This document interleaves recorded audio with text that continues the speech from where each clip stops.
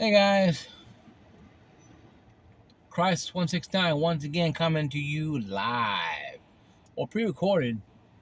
No, not in front of a live studio audience.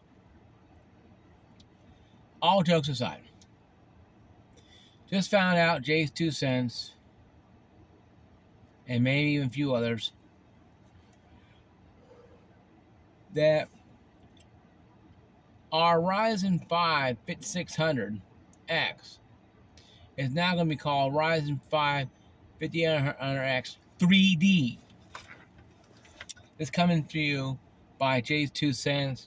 You can't talk more about performance because of the pending embargo hadn't been lifted yet, so you can't really put it on the knife and really give us the full detail what it's going to be like. But he talked about it because he had a micro center near him, and these CPUs are only going to be sold micro center, probably a limited supply because he had a lot of die or a lot of PCI die. He had a lot of CPU die that probably damaged or whatever, and they probably fixed it and created the 5600X 3D. It's the exact same silicon die as 5800X 3D. Okay? This thing is the exact same die as the 5600X 3D processor. And because of that, it's only going to have 6-core 12 threads. So you're losing 2 cores and losing 4 threads of the 16, because 5800X 3D has 8 cores, 16 threads. I have a Ryzen 7 5800X 3D, and that's the last of the Gen 4s. This 5600X kind of puts back into play Gen 4 being still relevant for the ad break future, and making it where it is more relevant than it was. And that's a good thing. Okay? Now, the die being from old, damaged stuff may not appeal to some people because it's going to be like $220, $230. I think the 7800 3D is around a little cheaper, about $10 cheaper, or something like that. This to me is a game changer in the sense that it keeps people who have Gen 4 or got made Gen 4, say maybe a year or two ago, 3 years ago. So you know what? I don't like upgrading. I already paid all this money. I had a 5600X. Now I'm getting this 3D. It is a game changer for you because it gives you that option of having an extra set of legs to run a little longer. You're not going to be having to stop and go buy Gen 4 crap, Gen 5 crap. Go buy all this Gen 5 garbage and waste your life away trying to buy RAM sticks. If DDR5 costs, say low end $100. Let's just hypothetically say low end. And that's being very modest in some places. But the prices that jayz2cents is saying that from micro centers are usually pretty cheaper because they keep it in-store purchase only. You're not having the people doing this I'm gonna buy them online, get them all shipped to me, and sell for like $500 per and make a killing. Now, there's one per customer. I think they scan your credentials or whatever they do. But they figured out how to keep one per customer. That being said, though, is it a problem? No. The 5800X 3D Ryzen 7 is a powerhouse gaming CPU. 5600X non-3D is a gaming CPU. You're taking a 5800X and downgrading it to 5600. They did deactivate the 2 cores and threads. Now, could it possible to have somebody who's a nerd go in there and reactivate those cores and threads? Maybe. If you're a very smart person, a little magic, you could probably get a 5800X 3D pretty much, for $200.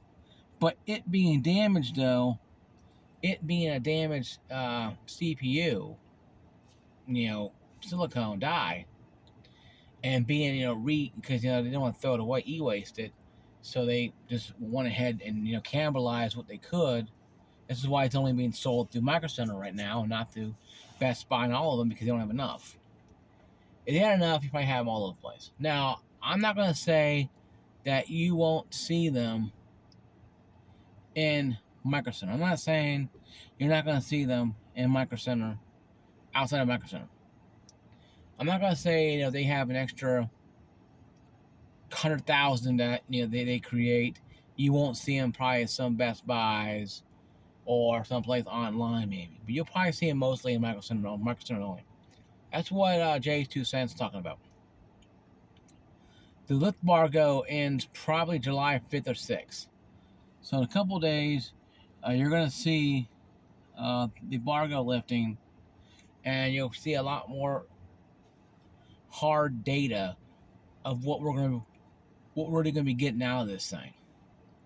Really understand what we're getting out of this thing, what's really going on with it, how much it's going to be, and how much it's really going to be in the end, how powerful it is.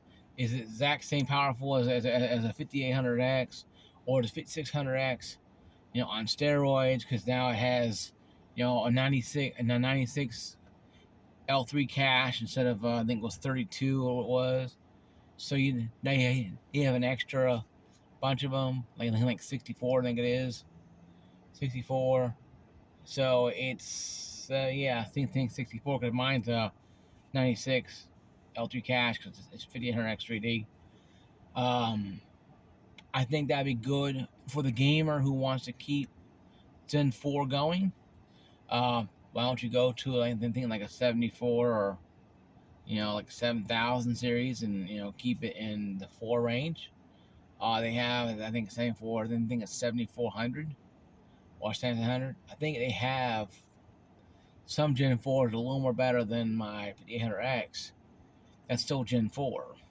But this will change the game for people who are budget gamers, because it's only $200 something, but also who wants that 3D cache. Yes, it's going to be gimped a little bit, but you're getting it with a 5800X type of moniker that's toned down to 5600X, but you're still getting it with the original die from a 5800X 3D.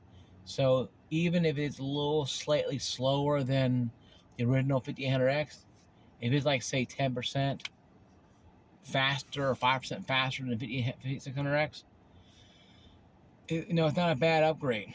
Now, would it be marginal for more $200 more? Probably not.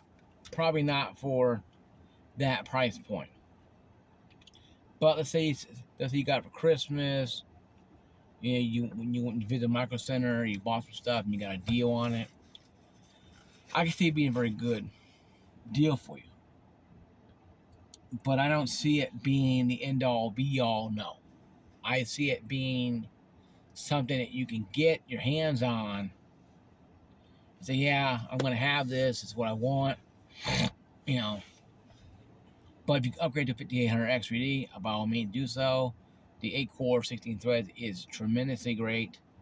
I enjoy it. I came from 5600X to 5800X 3D. So, but having a 3D cache with the 5600X, with the 12 core, 6 threads, 12 cores, you may not see much in the performance department. You might see some better upscaling when it comes to 3D applications.